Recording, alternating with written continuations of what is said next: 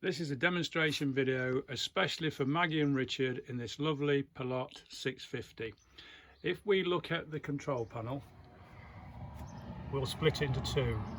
Everything you see the left of my hand is the main control panel, which gives information about onboard water, the condition of the batteries, such like.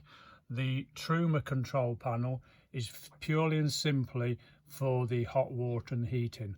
So let's look at the main control panel first. The center dial, press will turn it on. Now,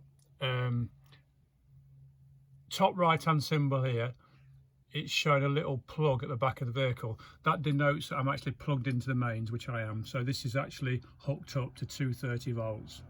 Now this sets the 12 volt systems. So if I turn the dial, first setting comes on a rear battery, which gives the voltage of the leisure batteries. They're the batteries that are powering the motorhome itself.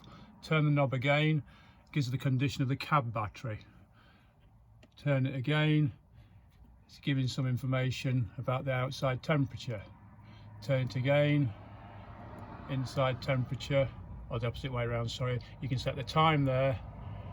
Auxiliary switch, that's probably an extra circuit. I'm not sure it's been used on here. I'll let you know that. Auxiliary switch just means that it can be wired into any other device on the motor. It might be for an awning light, I'm not entirely sure. Switch again, a tap switch. Now if we press that, on or off, look. Now it means the tap or the pump is on. Dial again, internal lights.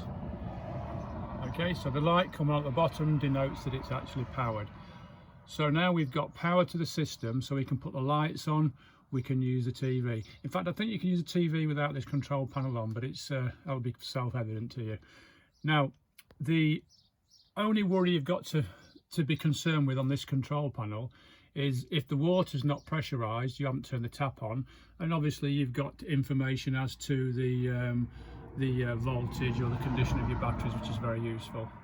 Okay, now we'll go to the Truma control panel, which is purely for the heating and the hot water. So first of all, turn it on, a long press.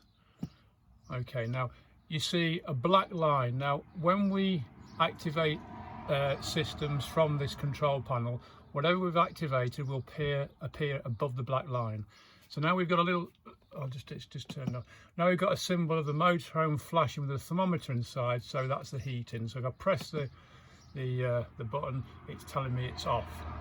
So this again is just for the heating within the motorhome. If I turn the dial, it's cycling through the desired temperature. This is the temperature that you're setting that the van will heat up to. So we turn it to where you want it to be. Let's put it 25, accept it. So that means now that the motorhome will eventually heat up to that temperature. Second symbol along, thermometer within wavy lines is obviously hot water. Click into that, it's off.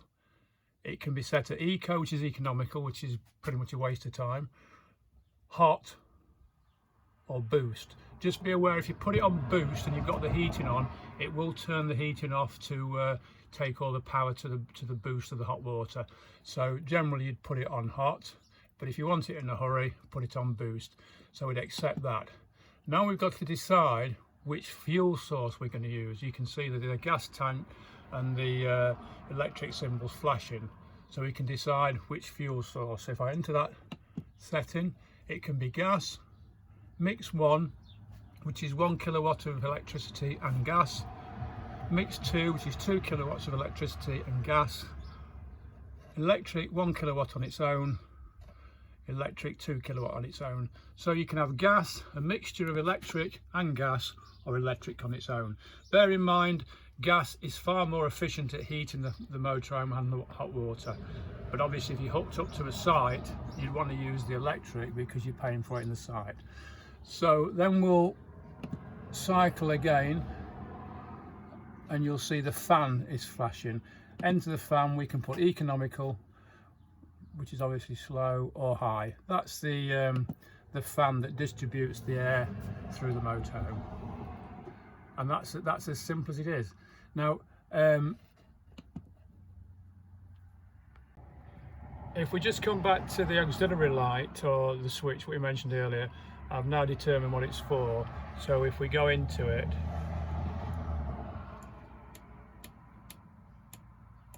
missed it. So I've turned it on now.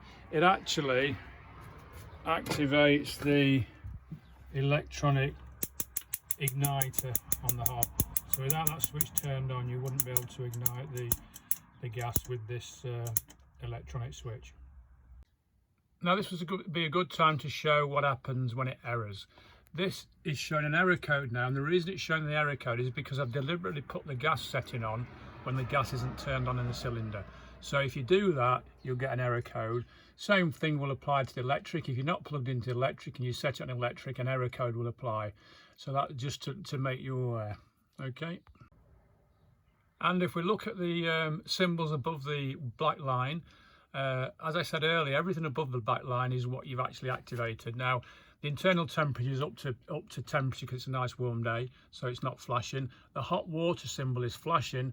That will stop flashing once the temperature has been reached. So it's not a problem when it flashes, it just means it's not up to temperature just yet.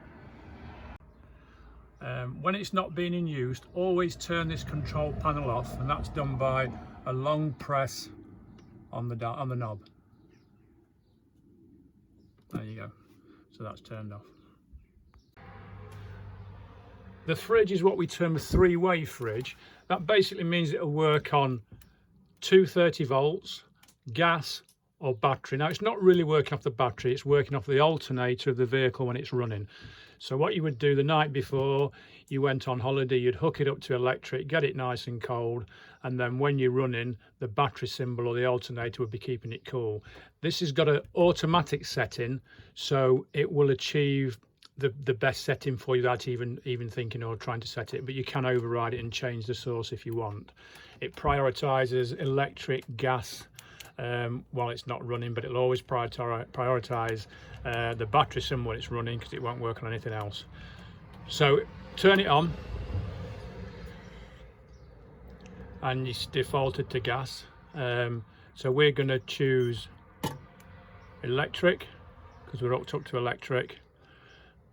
But as I say, if we press the A switch, the automatic, it will stay on electric because that's its only available source, because the alternator is not engaged, the gas isn't turned on, so it can only be used on 230 volts or electric. The grid or grading on the right is the temperature, so you can just increase it or decrease it at will. I would always keep it on the full setting. Now, the fridge itself, when it's not being used, it's a good idea to keep an air gap between the door and the frame, or it will start to smell. This is a little switch or catch here. You just swing the catch out so that when the door closes, it closes on that catch, leaving an air gap. And to turn it off, just a long press on the power switch. To use any of the taps, the pump has to be turned on, which it is, and there has to be water in the tank.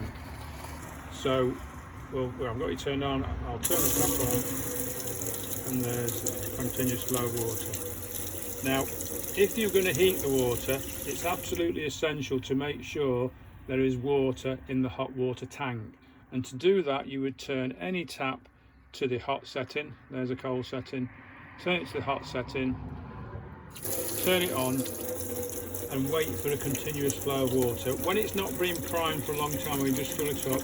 Don't be alarmed if it splutters and air starts shooting out here and water flings itself about. That's normal until the pressure's up. So now we can see it's a continuous flow, safe to turn the hot water heating on.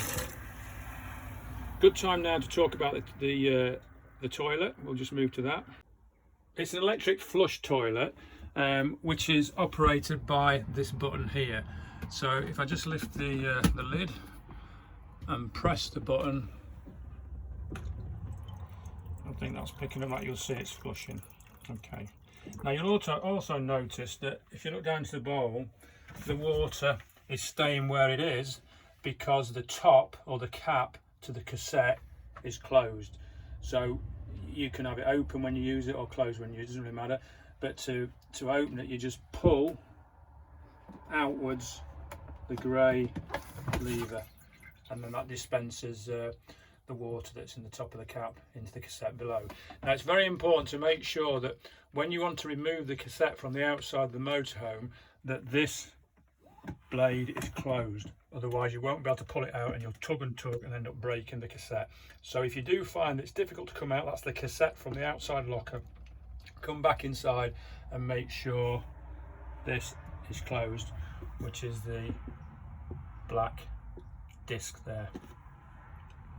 Moving outside the motorhome, we'll look at the gas locker. All these keys or locks work on the same key. So if you turn it, it'll open. What I always do then is turn it back to locked, so that when I have to press that afterwards, it would lock, rather than to use the key again.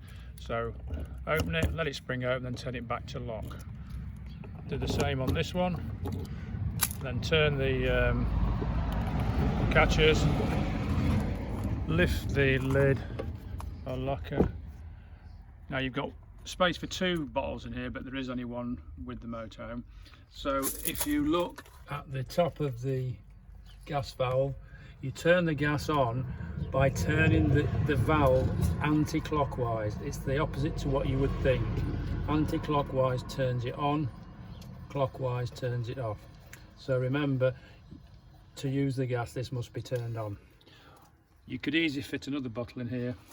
There's the pipe already for it, so it can be both fitted up at the same time.